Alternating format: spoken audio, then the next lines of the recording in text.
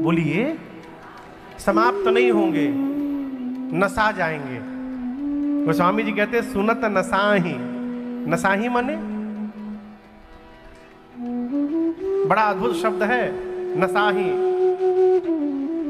कल जब मैं आ रहा था, कौन जगह हो, एयरपोर्ट है झारसुगड़ा। देखो तो नामो इतना खतरनाक है यहाँ पर। कल आ रहा था तो रास्ते में एक ललौली, क्या पड़ा नाम, ले लूंगा हाँ, मैं तो नामे पढ़ते पढ़ते आ रहा था, ले लूंगा। तो कल मैं झारसुगड़ा उतरा और झारसुगड़ा से जब आ रहा था तो रास्ते में बड़ी तेज बारिश मिली। यहां भी बारिश हुई थी कल, वर्षा। हाँ।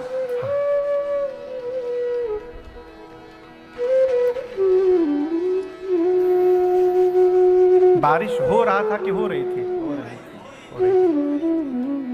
क्या अद्भुत रचना है वो। किसी महापुरुष को मैं सुन रहा था, कह रहे थे महाराज देखिए हमारे साहित्यकारों ने क्या सोच विचार करके रचना की है। पुष्प जो पंखुड़ियां होती हैं वो कोमल होती हैं तो उनको स्त्रीलिंग कह दिया, और वहीं पर कठोर कांटे निकले रहते तो कांटों को पुल्लिंग बता दिया। हाँ?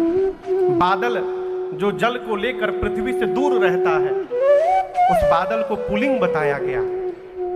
बादल घूम रहा है और वही जल जब पृथ्वी पर आकर पृथ्वी को प्यास को बुझा देती है तो उसको स्त्रीलिंग कह दिया। वर्षा स्त्रीलिंग हो गई।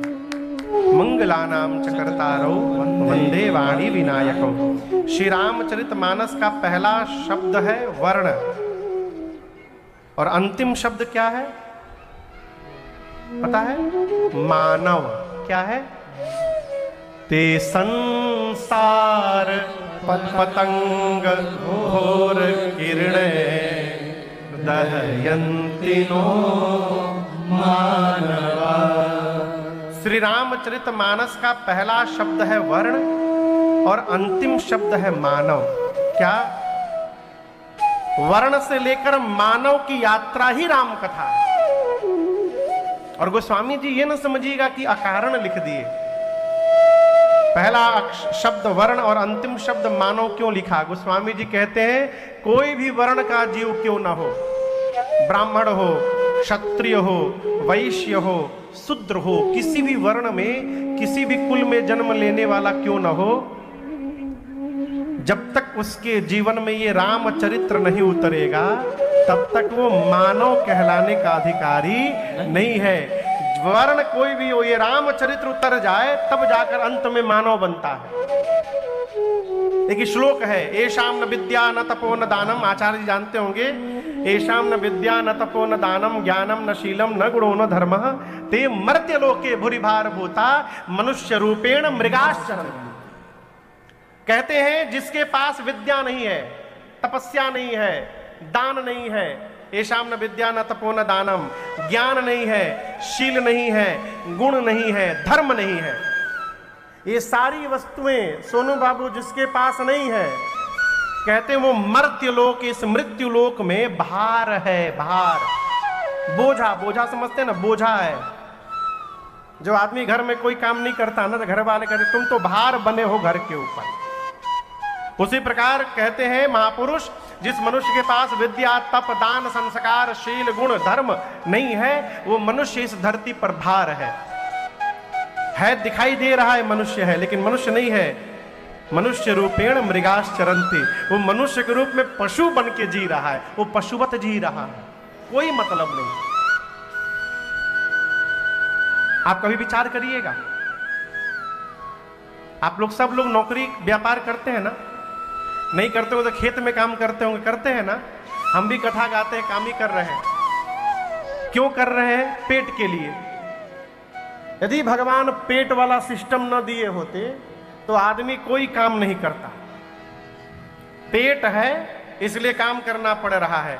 पेट के लिए हम और आप भी भाग रहे हैं, पेट के लिए पशु भी भागते हैं।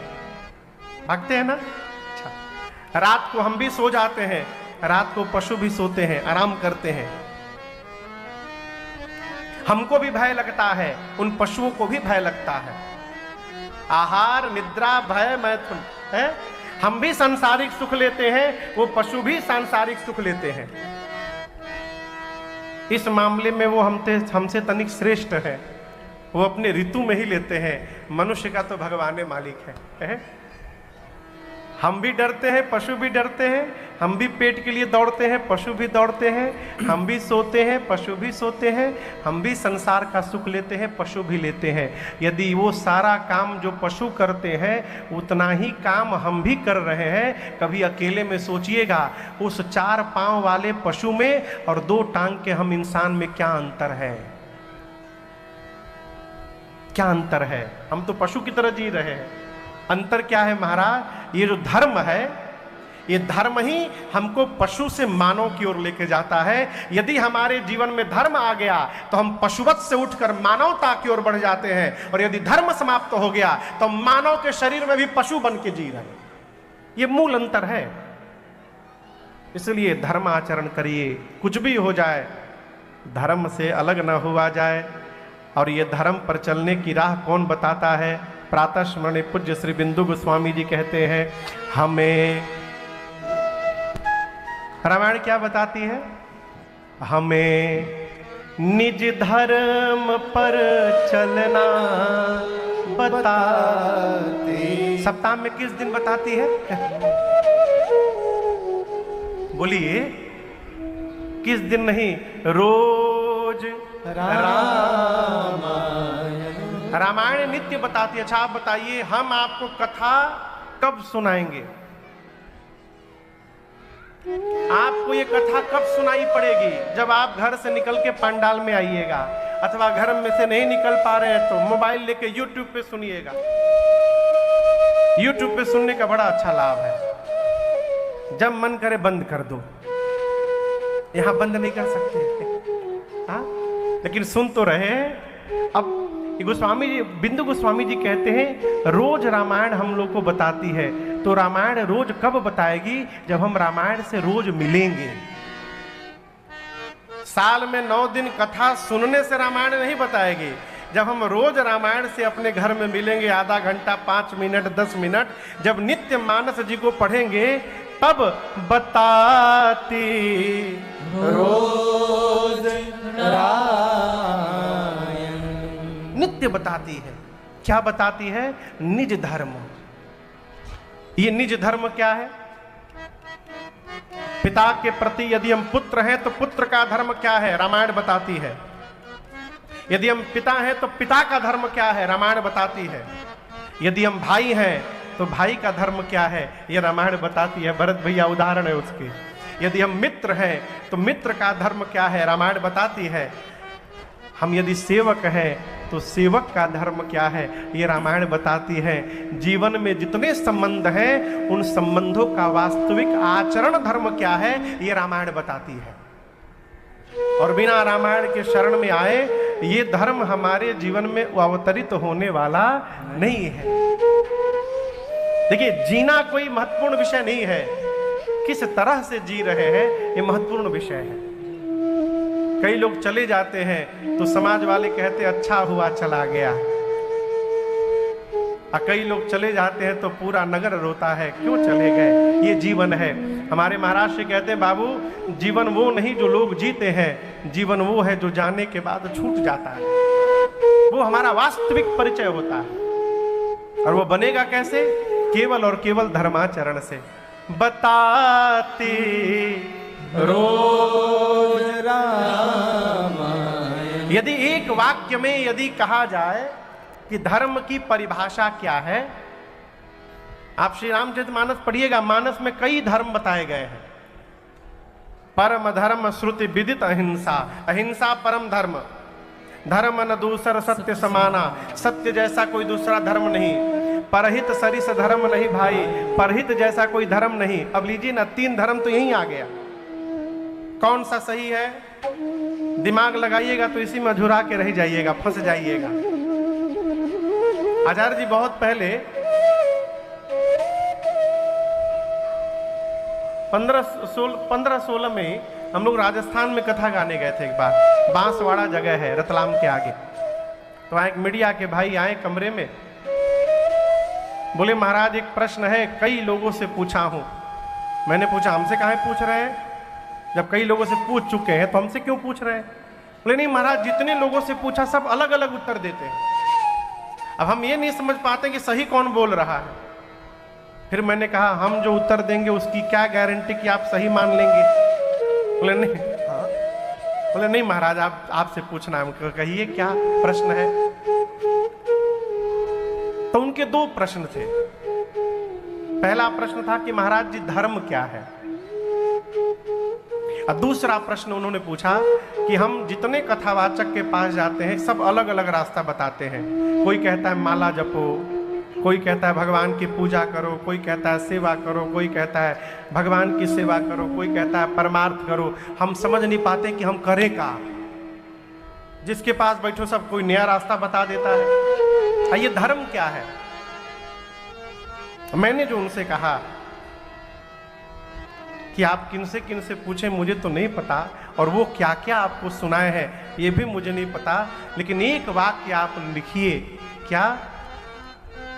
राम जी का अवतार ले करके और जो जीवन जी कर चले गए वो हमारा धर्म है, और कन्हैया जो बोल के चले गए वो हमारा धर्म है।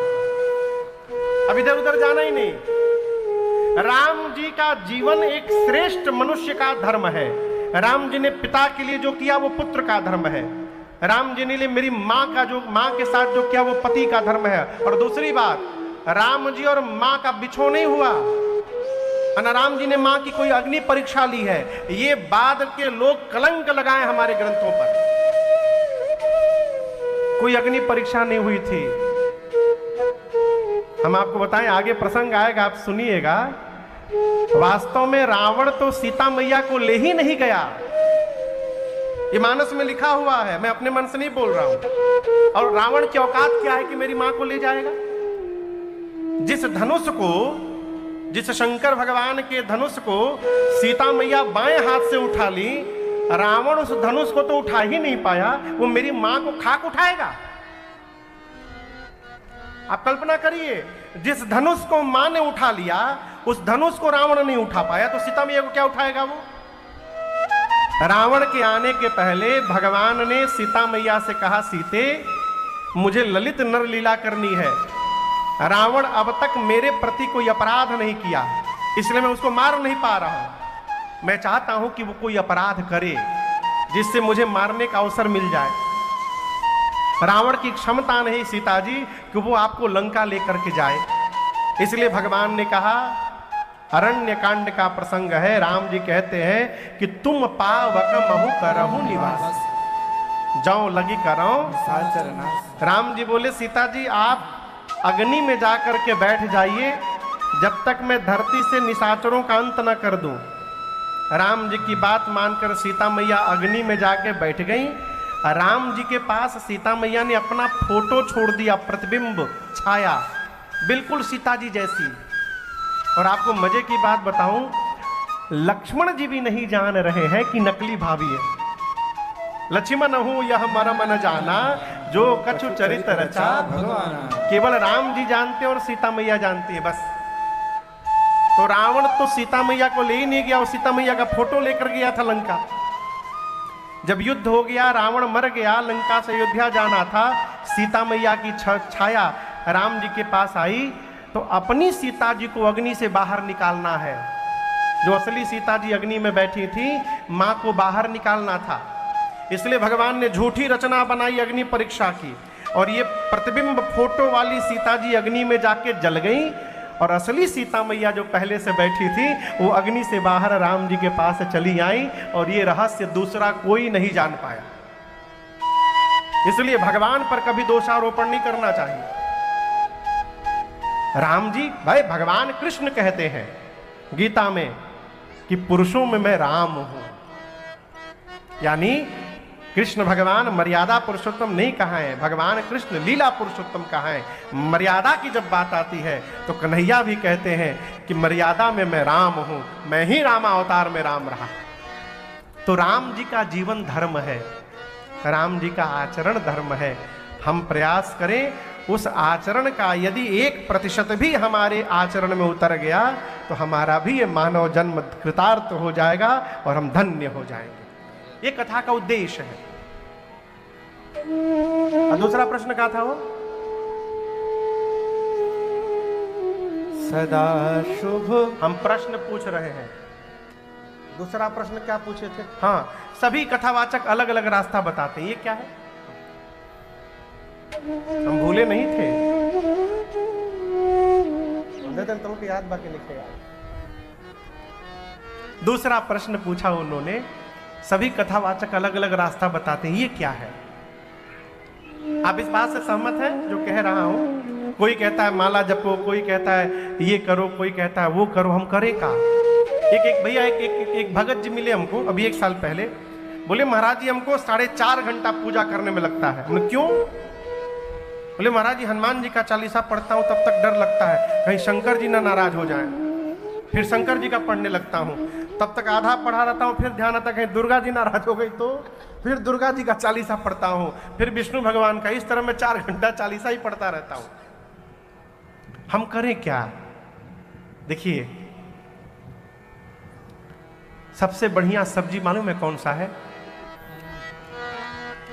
जोर से कहिए। आलू। आलू जैसा कोई सब्जी नहीं साहब। कुछ ना मिले तो आलू सदाबहार सब्जी है। और भारत में रहिए, लंदन में रहिए, मॉरिशस में रहिए, गयाना में रहिए, जहां जाइएगा वहीं पाइएगा। जो सब्जी कम पड़े आलू मिला दो उसमें। टाइम नहीं है, आलू का चोखा बना दो, है? आलू को फ्राई करके खा लो, व्रत में आलू खा लो, भुजिया बना लो। आलू है, पनीर है, किसी को पनीर पसंद है। अब दर्शन करिए, वही पनीर है। हमको बटर पनीर मसाला पसंद है। हम कह रहे हैं, ऐसा है नहीं, उदाहरण दे रहा हूं। हाँ, इन आगे कहीं बोल दे तो कोई शाम को बना के लेके आ जाए। अभी जनवरी में हम लोग एक पॉडकास्ट में थे दिल्ली में शुभांकर जी के साथ, तो उसमें बात में मैं बता दिया कि जब बहुत दिन कथाओं में बीत जाता है, महीना 1.5 महीना, और जब घर जाते हैं ना तो घर के खाने भोजन की बड़ी याद आती है। तो मैं जहाज जब पकड़ता हूँ तो फ़ोन कर देता हूँ घर की, मैं पहुँच रहा हूँ, गरमा गरम चावल दाल, वो भी चावल हल्का गीला, गीला समझ रहे हैं ना, हल्का गीला चावल दाल, और आलू का वो पतला पतला स्लाइस काट के अर्धचंद्राकार में, और वो जीरा और मंगरेल डाल करके, और आलू का भुजिया सब्जी, बस कुरकुरा एकदम। क्या बात है! चावल दाल आलू का भुजिया, मानो अमृत मिल गया। अब ये पॉडकास्ट में आई बात तो मैं बोल दिया। अब बोलकर मैं फंस गया हूं। अब जहां पहुंचता हूं, और कुछ बने तो ना बने, आलू का भुजिया जरूर बनता है। तो मैं एक बात कह रहा हूं कि मान लीजिए हमको बटर पनीर मसाला पसंद है, आपको क्या पसंद है? बोलिए। शाही पनीर। शाही पनीर। पंडित जी आपको? अरे पनीर में बोलिए साहब, तब हटिए, पार्टी के नहीं है आप बोलिए। बोलिए, कौन पनीर की सब्जी पसंद है? मैं बोला पनीर कोफ्ता। अच्छा, आप बोलो शाही पनीर, कोई के पनीर टिक्का, किसी को दम पनीर। अब दर्शन करिए, है पनीर, लेकिन सबको अलग अलग सब्जियां पसंद है। अब मैं आपसे कहता हूं, हम शाही पनीर भी खाएंगे तो पेट भरेगा, बटर पनीर मसाला भी खाएंगे तो अल्टीमेट क्या होगा? पेट भरेगा। मलाई कोफ्ता भी खाएंगे तो क्या होगा? पेट भरेगा। हम खा भले कुछ ले, परंतु फाइनल रिजल्ट क्या होने वाला है? हमारा पेट भरेगा। उसी प्रकार ये रास्ते भले अलग अलग हैं, लेकिन जब आप चल के पहुंचिएगा तो फाइनल डेस्टिनेशन एक ही है। क्या? भगवत प्रीत की प्राप्ति हो जाना। ये रास्ते अलग अलग हैं, पहुंचते एक ही जगह है सब। इसलिए सब रास्ता पे न चलिए, आपका जिसमें मन लगे उधर बढ़ जाइए। कोई भले कहे कि नाम जप करिए, लेकिन यदि आपका मन सेवा में लग रहा है तो आप सेवा करिए। यदि आपका मन नाम जप में लग रहा है तो नाम। साधन में मन लगे, वही साधन हमको भगवान से मिला सकता है। साधन भले अलग अलग हो सकते हैं, साधनाएं अलग हो सकती हैं, परंतु जो साध्य है वो एक ही है। हम किस रास्ते पे भी जाएंगे, पत्थल गांव है, ये जरूरी थोड़ी है कि हम झाड़ सुगड़ा से ही चल के यहाँ पहुंचेंगे। आपका मन करे झारसुगड़ा से पहुंचिए, आपका मन करे लैलूंगा से चलकर पहुंचिए, आपका मन करे खरसिया से आइए, आपका मन करे अंबिकापुर से आइए, जिस रास्ते से भी आइएगा आप पत्थलगांव पहुंच जाइएगा। उसी प्रकार जिस साधन में मन लग जाए चलिए पहुंचिएगा एक ही जगह जहां भगवान परमात्मा। ये जो साधन है, ये जो धर्म है, ये मानस जी बताती है। गोस्वामी तुलसीदास जी महाराज ने अवधी भाषा में श्री रामचरित मानस की रचना की। किस भाषा में? जोर से कहिए। अवधी भाषा में। जो हिंदी पढ़ता है वो इनको सरलता से पढ़ सकता है। और रही बात समझने की, तो जो अवधी भाषा का नहीं है वो भी यदि पढ़ेगा तो 50% से अधिक समझ लेगा, निसंदेह समझ लेगा। और यदि टीका वाले रामचरितमानस को लेकर आवे जिनमें अर्थ लिखा रहता है और 2-3 बार अर्थ के साथ यदि मानस जी पढ़ ले तो उसके बाद 100% 100% समझ लेगा, इसमें कोई लेकिन नहीं है। अवधी में गोस्वामी तुलसीदास जी ने क्यों रचना की? वाल्मीकि ऋषि ने तो संस्कृत में श्रीमद् वाल्मीकि रामायण की रचना की। तो मैं आपसे कहूं, गोस्वामी तुलसीदास जी श्री रामचरितमानस की रचना भी संस्कृत में ही प्रारंभ किए। लेकिन आपसे कहूं, दिन भर लिखते थे और रात को जैसे सोते थे गोस्वामी जी, पिछले दिन का लिखा हुआ अगले दिन सुबह जगने पर वो मिट जाता था अपने आप। ऐसे 6 दिन चला। आप लोग देखे हैं, तालाब के 4 दिशा में 4 घाट बनाए जाते हैं लोगों के नहाने के लिए। उसी प्रकार श्री रामचरितमानस एक सरोवर है, तालाब, और इसके भी 4 दिशा में 4 घाट बने हैं। हर घाट पर एक कथा सुनाने वाले कथावाचक बैठे हैं और उनके सामने प्रधान रूप से एक श्रोता बैठे हैं। चारों घाट पर 4 जगह कथा चल रही है। इसमें कैसे चल रही है और कौन किसको सुना रहा है और उस घाट का नाम क्या है, यहां मैं एक एक करके आपको सुना रहा हूं। श्री रामचरितमानस का सबसे पहला घाट है काशी जी का असी घाट। काशी जानते हैं ना, वाराणसी। वाराणसी नाम इसलिए पड़ा, वरुणा नदी गंगा जी में जहां आकर मिली है, वहां एक और नदी है, उनका नाम है वरुणा। तो ये गंगा जी है, ये काशी है, इधर से वरुणा आती है।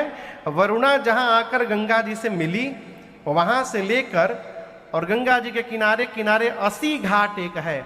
80 घाट तक बीच का जितना भाग है वही वाराणसी कहलाता है। वरुणा और 80 से मिलकर बना वाराणसी। तो काशी जी के 80 घाट पर ये मानस का पहला घाट है। कथावाचक है पूज्यपाद गोस्वामी तुलसीदास जी। वक्ता कौन है? तुलसीदास जी। और श्रोता बन के कौन बैठा है? तो गंगा जी बही रही है। गंगा जी को मान लीजिए, गंगा जी श्रोता है। गंगा जी को मान लीजिए, नहीं तो मान लीजिए वहां 80 घाट पर संत लोग रहते हैं, संत सुन रहे हैं। और यदि कोई नहीं सुन रहा है तो गोस्वामी जी कह रहे हैं, स्वंतः सुखाय तुलसी रघुनाथ गाथा भाषा निबंध मति मंजुल मातनो। गोस्वामी जी कहते हैं, स्वंतः सुखाय तुलसी रघुनाथ गाथा भाषा निबंध मति मंजुल मातनोति। गोस्वामी जी कहते हैं कि मैं ये कथा अपने अंतःकरण को सुख देने के लिए गा रहा हूं।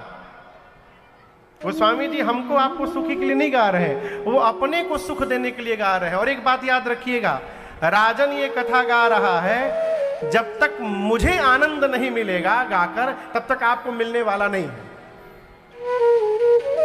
मुझे आपको आनंदित नहीं करना है, मुझे स्वयं को आनंदित करना है। कई लोग कहते हैं महाराज आप समाज सुधारने के लिए कथा गाते हैं। हमने कहा आपका भ्रम है, हम समाज सुधारने के लिए कथा नहीं गाते हैं, हम इसलिए कथा गाते कहीं हम न बिगड़ जाए। स्वंतः सुखाय तुलसी रघुनाथ गाथा। गोस्वामी जी कहते हैं मैं अपने आप को ये कथा सुना रहा हूं। ये मानस का प्रथम घाट है। कथावाचक है तुलसीदास जी, याद रहेगा ना आपको। श्रोता में गंगा मैया कहिए, संत कहिए, नहीं तो गोस्वामी जी का अपना मन। अब इस 80 घाट का नामकरण क्या हुआ? ये कौन सा घाट है? इस घाट का नाम है शरणागति घाट। क्या नाम है? शरणागति घाट। ये शरणागति नाम कैसे आ गया? एक दिन मैं सोच रहा था अभी कल परसों में शायद एक तूफान आने वाला है उड़ीसा में, शक्ति, उसका नाम है शक्ति। इसी तरह वो सुनामी आया, बीच में हाइवा आया था, एक आया था हुलू लोग, ऐसे कुछ नाम था। हम इन सोचने लगे कि इन तूफानों का नामकरण कैसे हो जाता है, कैसे लोग इसका नाम रख देते हैं। उसी प्रकार इस घाट का नामकरण शरणागति घाट क्यों हुआ? उस घाट पर बोर्ड लगा है शरणागति घाट, कैसे नाम हुआ? तो दर्शन करिए। मेरे से पहले आप कितनी बार कथा सुने हैं, राम कथा? प्रधान यजमान आप बताइए, राम कथा कभी सुने हैं इसके पहले? टीवी पर सुने हैं? टीवी पर हमको छोड़कर और वक्ताओं से सुने होंगे, सुने हैं ना आप लोग? क्या सभी कथावाचक एक ही जैसी कथा करते हैं? बोलिए क्यों? सारे वक्ता तो श्री रामचरित मानस से ही कथा गाते होंगे, फिर सबकी कथाएं अलग अलग क्यों हो जाती हैं? कभी विचार किया है इस पर? इसलिए अलग अलग हो जाती है कि कथा सुनाने वाले कथावाचक का चित्त जैसा होता है, उनका अपना भाव जैसा होता है, उनकी अपनी मति जैसी होती है, वो वैसी ही कथा सुनाते हैं। मैं उदाहरण दे रहा हूं। यदि ज्ञानी कथावाचक से कथा सुनिएगा तो आपको ज्ञान की कथा सुनाई पड़ेगी। कर्मकांडी कथावाचक से कथा सुनिएगा तो कर्मकांड की कथा सुनाई पड़ेगी। ऐसा करना चाहिए, वैसा करना चाहिए, ये पांव आगे निकालो, ये पांव पीछे निकालो, यहाँ 4 बार प्रणाम करो, वहां 15 बार माथा टेको। ये कर्मकांड, कर्म प्रधान। विरक्त बैरागी महात्मा से कथा सुन लीजिएगा तो आपको रात को नींद नहीं आएगी। आप लोग को लगेगा घर परिवार सब बेकार है, सब छोड़ छाड़ के साधु बन चला जाए। वो वैराग्य की कथा सुनाएंगे। प्रेमी कथावाचक से कथा सुनिएगा तो भगवान के प्रति प्रेम जागृत हो जाएगा, वो प्रेम से ओतप्रोत कथा सुनाएंगे। इसीलिए कथाएं अलग अलग हो जाती हैं। अब समझ में आया? गोस्वामी तुलसीदास जी शरणागति भाव के वक्ता हैं। वो शरणागत भाव से ओतप्रोत होके कथा सुनाते हैं। आप मानस जी को बारीक से पढ़िएगा। गोस्वामी जी जब जब मुख खोले हैं तो एक ही बात कहते हैं, महामंद मन सुख सहसे ऐसे प्रभु ही। गोस्वामी जी कहते हैं कुछ भी करो भगवान की शरण में रहो मन से। क्यों? शरणागत हो जाना इससे आसान कोई दूसरा उपाय नहीं है। न रुपया लगना है, न पैसा लगना है, न कोई खर्चा होना है। केवल भगवान के सामने हाथ उठा के कहना है, प्रभु आज से हम आपकी शरण में आ गए नाथ, अब हम अच्छे हैं चाहे बुरे हैं, अब जैसे हैं तो आप ही के न प्रभु हैं। हमको यदि आप स्वीकार कर लीजिएगा तो हमरो आनंद हो जाएगा, जय जय हो जाएगा। यदि आप हमको भगा दीजिएगा तो हम आवारा बन के घूमेंगे पत्थल गांव में, भटकेंगे। और एक बात लेकिन कही देता हूं प्रभु, अभी तो पतला टीका लगाया हूं, यदि आप हमको भगा दीजिएगा ना उसका मोटा टीका लगाऊंगा। अब साइन बोर्ड लटका के घूमूंगा कि आप वहीं का भगत हूं, आवारा बन के घूम रहा हूं। तो प्रभु इसमें हमारी बदनामी नहीं होगी। किसी का बेटा यदि आवारा हो जाए ना तो पिता की बदनामी हो जाती है। मैं आवारा बन के घूमूंगा, आपकी बदनामी हो जाएगी। इसलिए अपनी बदनामी यदि आप नहीं चाहते हैं तो मैं अच्छा हूं चाहे बुरा, हमको एक्सेप्ट कर लीजिए प्रभु, हम मुझे अपनी शरण में ले लीजिए। यह है शरणागति। शरण में चलिए। प्रातः स्मरणीय पूज्यपाद श्री बिंदु गोस्वामी जी कहते हैं, ये भजन मैंने बहुत दिन पहले गाया था, कई दिनों से हम लोग नहीं गाए। आइए आज आपको भाव आया है, सुनाता हूं। अब दूसरे कथावाचक आ गए याज्ञवल्क्य ऋषि। प्रधान श्रोता के रूप में श्री भरद्वाज जी हैं। स्थान है तीर्थराज प्रयाग और इस घाट का नाम है कर्मकांड घाट। क्या नाम है? कर्मकांड घाट। कर्म किस प्रकार का जीवन में होना चाहिए, ये सब बात इस घाट पे बताई गई है। कर्म कैसा होना चाहिए? देखिए, कुछ भी करिए चाहे ना करिए, छल पहले छोड़ा जाए। समझ में आ रहा है बात आपको? भरद्वाज जी कहते हैं राम जी से, प्रभु कर्म बचन मन छाड़ी छल। जीव जब तक कर्म से, वचन से यानी बोली से और मन से छल नहीं छोड़ेगा, और छल छोड़कर जब लगी जनन तुम्हारा, जब तक वो छल छोड़कर आपका नहीं होगा। भरद्वाज जी कहते हैं तब लगी सुख सपने हूं नहीं, ये कोटि उपचार। आचार्य जी बैठे हैं, भगवान की पूजा की सबसे छोटी विधि है पंचोपचार। सही बोल रहा हूं ना? 5 प्रकार से भगवान की पूजा की जाती है। जो कुछ नहीं कर सकता वो पंचोपचार करे, धूप, दीप, नैवेद्य, आरती और भगवान की अंत में स्तुति। ये सबसे छोटी विधि। रुपया है, षोडशोपचार करिए, 16 प्रकार से पूजा करिए। और पैसा है शतोपचार, 100 प्रकार से करिए। और पैसा सहस्त्रोपचार, 1000 प्रकार से। और पैसा करते करते कोटिपचार। भरद्वाज जी कहते हैं भले 1 करोड़ प्रकार से भगवान आपकी पूजा करे वो, लेकिन यदि छल नहीं छूटा है वचन से, मन से और कर्म से, तो भले वो पूजा करते रहे जीवन भर, उसको सपने में भी सुख मिलने वाला नहीं है। इसलिए पूजा बाद में किया जाए, छल पहले छोड़ा जाए। ये छल ही हमको भगवान से दूर रखा है। राम जी तो कहते हैं मोहि कपट छल छिद्र न भाव। ये कर्म की बातें कहां बताई गई? तीर्थराज प्रयाग में, कर्म कांड घाट पर। ये मानस का दूसरा घाट है। अब याज्ञवल्क ऋषि भरद्वाज जी से कहते हैं मुनिवर, मैं आपको वो कथा सुना रहा हूं जो कैलाश में भगवान शंकर ने मां पार्वती जी को सुनाई थी। अब तीसरा घाट आ गया कैलाश पर्वत। कथावाचक कौन है? जोर से कहिए। कथावाचक कौन है? शंकर भगवान। कौन है? और श्रोता कौन है? पार्वती मैया। ये मानस का तीसरा घाट। वक्ता बाबा है, श्रोता मैया है, कैलाश पर्वत है, और इस घाट का नाम है ज्ञान घाट। क्या नाम है? ज्ञान घाट। मानस जी में ज्ञान की जितनी बातें हैं, ये सारी बातें भगवान शंकर ने बताई। एक चौपाई में आपको बताऊं, जिस चौपाई में उमा, पार्वती, शैलजा, गिरिराज कुमारी शब्द आ जाए, समझिए भगवान शंकर मां पार्वती को सुना रहे हैं। वो गोस्वामी जी नहीं बोल रहे, शंकर जी बोल रहे हैं। चौपाई का दर्शन करिए। शंकर जी बोले उमा कहूं मैं अनुभव अपना। शंकर भगवान कह रहे हैं उमा, मैं अपना अनुभव आपको कह रहा हूं। क्या? सत हरि भजन जगत सब सपना। भगवान शंकर कहते हैं भगवान का भजन ही सत्य है और ये जगत पूरा असत्य है। यही ज्ञान है। बुरा न मानिएगा, किताब पढ़ लेना ज्ञान नहीं है, ये तो जानकारी है। जो पढ़ेगा उसी को मिल जाएगा। ज्ञान क्या है? क्या नित्य है, क्या अनित्य है, ये जान लेना ज्ञान है। और जानना भी नहीं, जान करके मान लेना ज्ञान है। जानते तो बहुत लोग हैं, मानत कौन है वो? अच्छा आप बताओ, कौन नहीं जानता है कि एक दिन मरना है? मान कौन रहा है? मान लेंगे तो भाई से कोर्ट में केस नहीं लड़ेंगे। जब ये पता है कि सब यही छूटने वाला है, तो किसके लिए केस लड़ रहे हैं? क्यों लड़ रहे हैं? जान रहे हैं, मान नहीं रहे हैं। और जो मान लिया वो ज्ञान में अवस्थित हो गया।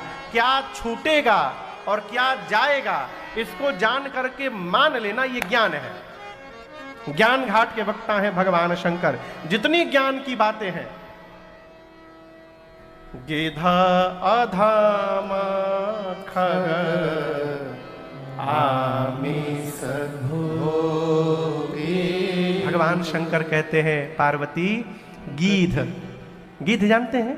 जटायु जी मर गए तो राम जी उनकी अंतिम क्रिया अपने हाथ से किए।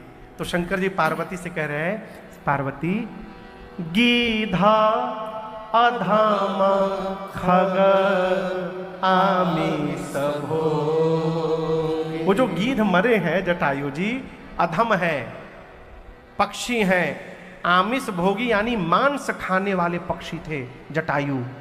लेकिन ऐसे मांसाहारी पक्षी को भी राम जी ने गति दीधी जो जाचत जो।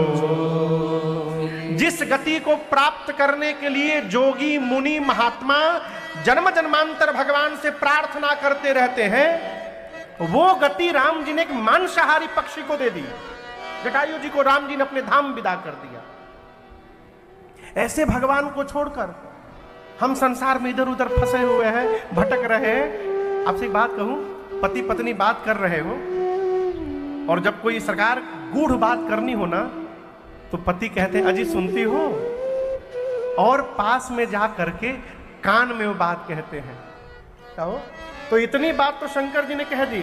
अब इसके आगे वाली बात इतनी गूढ़ बात है कि भगवान शंकर को माँ को बुलाना पड़ा। भवानी इधर पास आइए। माँ गई, बाबा कान में कहते हैं देवी सुनहु उमा, हे उमा सुनिए, ते लोग अभागी। हे उमा वो सारे लोग अभागे हैं। माँ ने पूछा कौन से लोग अभागे हैं प्रभु? बाबा बोले ऐसे भगवान को छोड़कर जो मांसाहार करने वाले पक्षी को अपना धाम दे दिए। हरि तजी हो ही विषय अनुराग। जो भगवान को प्रेम करना छोड़कर संसार के विषय को प्रेम कर रहा है, भगवान शंकर ने कहा देवी वो जीव अभागा है, वो अभागे लोग हैं। ये ज्ञान है। ये बात किसने कही? भगवान शंकर ने। क्यों कही? क्यों शंकर जी ज्ञान घाट के वक्ता हैं। ये मानस का तीसरा घाट याद है ना सब जो कह रहा हूं। पहला घाट काशी शरणागति घाट, कथावाचक है गोस्वामी जी, श्रोता उनका मन। दूसरा घाट तीर्थराज प्रयाग कर्मकांड घाट, कथावाचक है याज्ञवल्क्य ऋषि, श्रोता है भरद्वाज जी। तीसरा घाट कैलाश ज्ञान घाट, कथावाचक है, जोर से कहिए, शंकर भगवान, श्रोता है पार्वती मैया। ये तीन घाट। अकुल कितने घाट हैं? 4। एक और बचा है। शंकर जी कथा प्रारंभ किए मां के सामने तो कहते हैं देवी मैं आपको वो कथा सुनाने जा रहा हूं जो हिमालय के नीलगिरी पर्वत पर बैठकर काग भुषुंडी जी ने गरुण जी महाराज को सुनाई थी। ये मानस का चौथा घाट है। स्थान है नीलगिरी पर्वत, कथावाचक है काग भुषुंडी जी कौवा महाराज, और श्रोता है पक्षियों के राजा गरुण जी महाराज। इस घाट का नाम है भक्ति घाट। क्या नाम है? भक्ति कैसे जीवन में आएगी, भक्ति का क्या महत्व है, अब भक्ति के आने के बाद क्या क्या होता है जीवन में, ये सब बात काग भुषुंडी जी ने उत्तरकांड में बताई है। मैं आपको केवल एक वाक्य में समझा दूं भक्ति का क्या महत्व है, आप समझ जाएंगे। घर में सब्जी बनती है ना, बोलिए, क्या सब्जी में यदि कसूरी मेथी ना पड़े तो बिगड़ जाएगी सब्जी? चलेगा ना? अच्छा मलाई ना पड़े, दूध वाला मलाई, क्रीम ना पड़े तो चलेगा कि नहीं चलेगा? चलेगा ना? तेल कम पड़े तो चलेगा?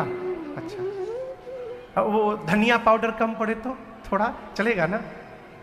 और यदि जीरा पाउडर ना पड़े तो चलेगा? सब पड़े, हल्दी पाउडर ना पड़े तो चलेगा? अच्छा बताओ, सब पड़े नमक ना पड़े तो चलेगा?